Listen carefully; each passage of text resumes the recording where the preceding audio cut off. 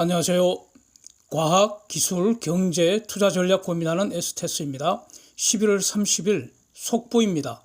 사진의 배 이름 세시 퀸다우호인데 17.4만 큐빅미터 LNGC입니다. 액화 천연가스 운반선이죠. 저걸 후동중화가 건조해서 2017년 인도된 것인데, 그러니까 지금 사용한 지 한 6년쯤 된 것 같죠. 호주 퍼시픽 LNG 터미널에서 LNG 싣고 중공 왼쪽으로 이제 출항을 하려고 하는데 배가 퍼져버렸다는 겁니다. 고장 나가고 꼼짝도 못하고 오도가도 못하고 그 터미널 그 항구를 완전히 지금 차지하고 있다 이런 겁니다. 퍼져버렸다는 거죠. 수출 터미널이 선박 한 층만 정박해서 작업을 할 수 있다는 겁니다. LNG를 실을 수 있다는 거죠. 그런데 이 배가 고장이 나서 자리를 비워주지를 못하니까 그 다음에 LNG 싣고 가려고 온 그 LNGC들이 줄줄이 지금 대기하는 이런 상황이라고 합니다. 항구 틀어막고 주저앉아서 긴급 수리 중이라는데 아직 정확한 원인도 모른다고 합니다. 원인을 알아야지 수리를 할 거 아닙니까? 그래서 이제 이 내용 좀 더 자세히 한번 보면 호주의 업스트리머인 오리진 에너지가 있는데 이 회사가 세스킨다우가 고장 때문에 수출 터미널이 작동을 못하니까 그 수출 터미널이라는 게 가스를 받아서 액화시켜서 저장했다가 선박에다가 하역시켜주는 그런 곳이라고요. 수출 터미널이. 그러니까 가스를 LNG로 처리를 못하고 있기 때문에 가스 생산을 자꾸 하면 안 되잖아요. 그래서 불가피하게 가스 생산을 줄이게 됐다. 이거 우리 책임 아니다. 이런 뜻입니다. 이렇게 이제 11월 28일 공식 발표를 했다 그러고요. 고장은 11월 21일부터 이제 고장이 났다고 합니다. 상당히 시간이 지났다는 건데, 그래서 호주 해상안전기구 AMSA 이제 공식 기관이니까 여기서 이제 공식적으로 발표한 것이 추진 장애다, 발전기 때문에 지금 항해 불능 상태다, 이렇게 판정을 했다고 합니다. 그러니까 원래 일정은 11월 25일 출항할 예정이었는데 지금까지 꼼짝도 못하고 터미널 기능 올 스톱됐다는 겁니다. 그러니까 이제 이후에 선적하기 위해서 계속 스케줄 따라서 입항하려고 하던 그런 LNGC들 지금 세 척이 줄 서 있다는 거죠. 대기 중이고. 그리고 이제 이게 앞으로 점점 더 늘어나지 않겠습니까? 저 호주 퍼시픽 LNG 수출 터미널, 그거 구글에서 제가 지도로 위치를 캡처해 뒀으니까 보시면 되고요. 거기 보면 지금 배들이 쭉 줄 서 있는 그런 모습도 볼 수가 있습니다. 저 수출 터미널은 연산 900만 톤 수출 능력이 있다고 하고요. 도크가 딱 한 개만 운영을 한답니다. 이거를 지금 세시킨다우가 도크에서 퍼지는 바람에 터미널 올스톱 됐다. 이게 이제 큰 사고죠. 그래서 한 척 화물을 싣는데 LNG를 17.4만 큐빅미터에 다 채우는데 한 3일 걸린다고 합니다. 그러니까 일주일에 한 2척 정도 선적할 수 있다. 이런 건데. 그런데 지금 이제 세 척이 현재 정박 중이라는 거고요. 그러니까 상황에 따라서는 매주 2척씩 대기줄이 길어질 수 있다. 이거 전부 이제 선사가 배상해야 될 손해가 그만큼 커진다. 이런 뜻 아닙니까, 이거? 그래서 이제 저 배는 중공은 시노펙하고 코스코하고 그다음에 일본의 미쓰이 이렇게 이제 세 곳이 미쓰이 선사 MOL입니다. 일본의 MOL. 그래서 이렇게 세 곳이 합작해서 중공이 호주에서 LNG 수입하는 그거를 저 터미널에서 이제 하역 받아서 실어갖고 중공으로 배달하는 목적으로 건조된 거라는 겁니다. 그래서 다시 말하면 중공하고 저 터미널을 정기적으로 왕래하던 그런 선박이라는 겁니다. 근데 이제 이렇게 퍼져버린 거죠, 갑자기.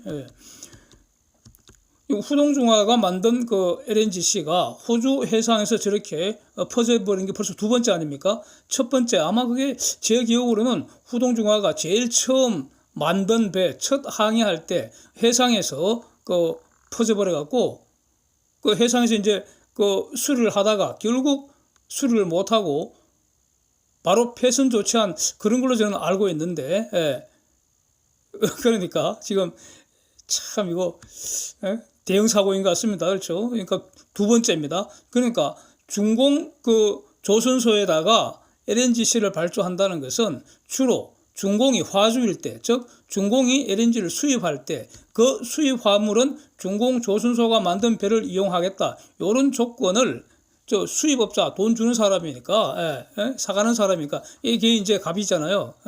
계약할 때 갑, 을 이 관계가 되는 거 아닙니까? 그러니까 갑이 주는 조건 제시하니까 그러면 이제 선사들은 그래서 중공 조선소에 발주를 하는 것이고요. 이것을 중공이 이제 장기 용선하는 그런 구조 아닙니까? 그러니까 이제 선사들은 용선료도 받고 그다음에 선사들이 기본적으로는 화물을 배달해주고 배달료 받는 거 아닙니까? 그게 비즈니스 모델이니까 이잖아요. 이렇게 되는 거죠. 그러니까 카타르가 이번에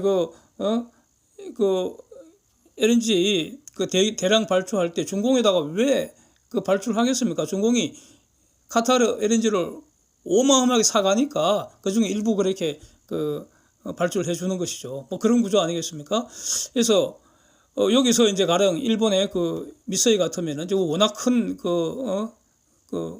대기업이니까 뭐 지구 대표하는 그런 LNG 분야 대표하는 기업이니까 근데 그럼에도 불구하고 중공에다가 이게 어떤 발주를 할 때 혼자 위험을 부담하지 않기 위해서, 즉 위험을 분산시키기 위해서, 그 위험이라는 게 뭡니까? 지금처럼 중공 조선소에서 만든 LNGC가 중간에서 이렇게 고장나서 폐선될 위험, 이거죠.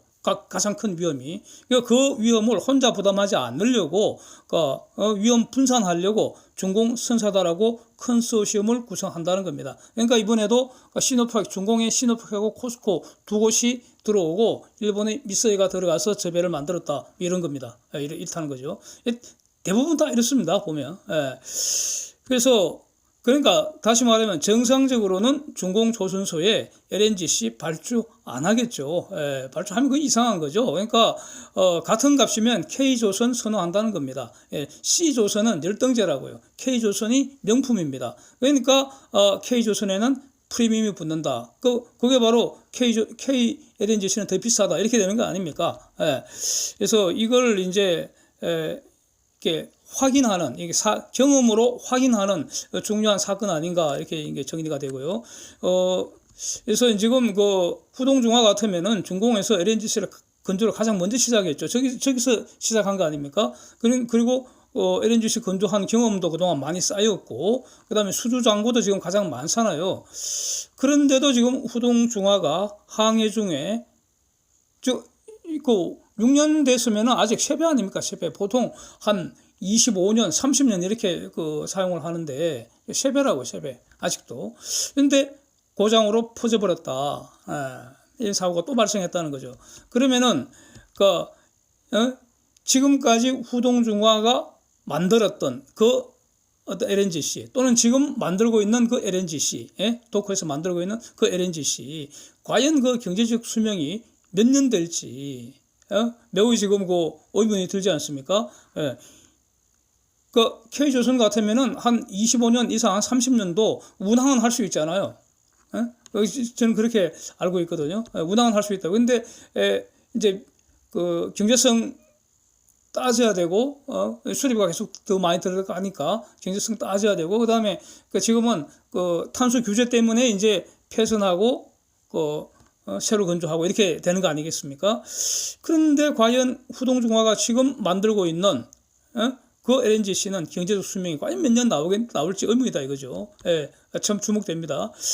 그래서 10년 넘기기 전에 수탄 잔고장 수리비가 엄청 나온다는 거죠. 사람으로 치면은 잔병 치료하다가 죽는다는 거 아닙니까?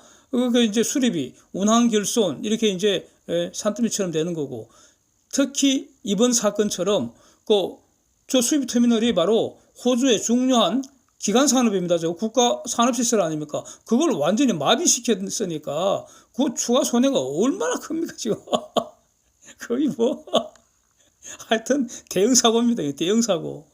차라리 공해상에서 퍼져버렸으면 배만 버리면 되잖아, 최악의 경우에. 근데 지금 추가 손해가 지금 얼마나 크겠습니까? 이런 상황입니다. 그런데 이제 금년 들어서 가령 중공의 장난조선 같은 이런데 조선소 생기고 나서 난생 처음으로 LNGC 한두 척, 서너 척씩 발주를 받았죠. 발주했죠. 수주를 받았습니다. 다 이제 위에서 받은 거는 정책적으로 이제 그 발주를 준 것으로 저는 그렇게 보는데, 쟤네들이 과연 납기를 지킬 수 있을지, 또는 그럭저럭 만든 배가 언제 어디서 퍼져버릴지, 가령 뭐 수에즈 운하 지나가다가 또 퍼져버리면 완전 이건 지구촌 민폐되는 거 아닙니까? 그리고 그 수에즈 운하를 막아버리면 그 손해배상액이 얼마나 크겠습니까? 이번에 그렇습니다.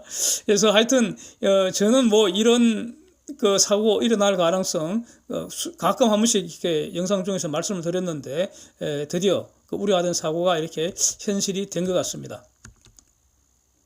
그래서 지금 이제 그 외신들 가만히 보면은 그 가슴 크게 이제 지적하는 게 이거 같습니다. 저게 지금 연산 900만 톤 수출하는 LNG 그 수출 터미널이 스톱되어 버리면은, 근데 지금 그 북반구에는 겨울이니까 난방 수요 시즌이잖아. LNG 수요 시즌인데, 그러면 가스값 급등하는 거 아닌가? 요걸 가장 많이 걱정을 하고 있는 것 같습니다.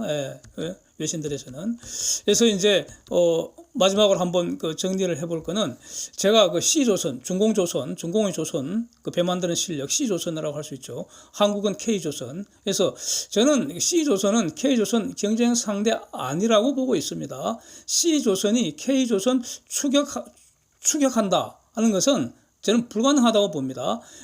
K조선이 삽질하지 않고요. 지금부터 삽질하지 않고 지금처럼 열심히 하고요. 네. 그러니까 축조사자 기술 혁신하는 것이죠. 그렇게 하면서. 그런데 또 한편 미중 간의 패권 전쟁이 지금 진행 중입니다. 이건 기술 전쟁이잖아요. 가장 먼저 중공의 기술부터 막아버리잖아요. 그거는 선박도 매우 중요한 그 국가 기간 산업입니다. 이거. 그리고 전략 산업입니다. 그리고 첨단 산업입니다. 여기에 현재 이거 반도체 그 기술 막아버리는 것도 이 첨단 선박에는 영향을 준다고 저는 보거든요. 반도체 없이 그 최첨단 선박을 어떻게 만들겠습니까? 그래서 하여튼 그리고 앞으로 이게 더 심해진다고 보기 때문에, 그러면 선박 분야를 직접 제재 대상으로 할 수도 있는 것이죠. 그래서 그러니까 첨단 선박 분야의 한중 차이는 더 벌어질 가능성이 저는 더 높다고 봅니다. 이렇게 정리를 하고 있습니다. 그래서 가령 뭐 그 중공하고 한국이 누가 1등 했니, 그러니까 수주가 누가 많이 했니, 적은니, 이걸 1, 2등 이렇게 자꾸 다투는데 그건 전혀 의미 없는 거 아니냐. 그러니까 총 수주한 그 선박 척수나 그다음에 총 톤수, 이걸 갖고 경쟁하는 것은 아무 의미 없는 거 아니냐. 예컨대 그 하급 제품, 뭐 벌크선이나 이런 거, 아니면 조그만 탱크선 이런 거 그냥 척수만 왕창 더 가져가면 그럼 무슨 의미가 있겠습니까? 최첨단 선박, 부가가치가 가장 높은 선박, 이런 선박은 사실상 K조선이 지금 싹쓸이하는 그런 상황 아니겠습니까? 그래서 뭐 저 하여튼 여전히 이런 판단을 이렇게 유지를 하겠습니다. 그 뭐냐면은 C조선은 K조선의 경쟁 상대 아니다. K조선의 그 경쟁 상대는 오직 그 빅3 간의 경쟁이다. 뭐 이렇게 저는 정리를 하겠습니다. 감사합니다.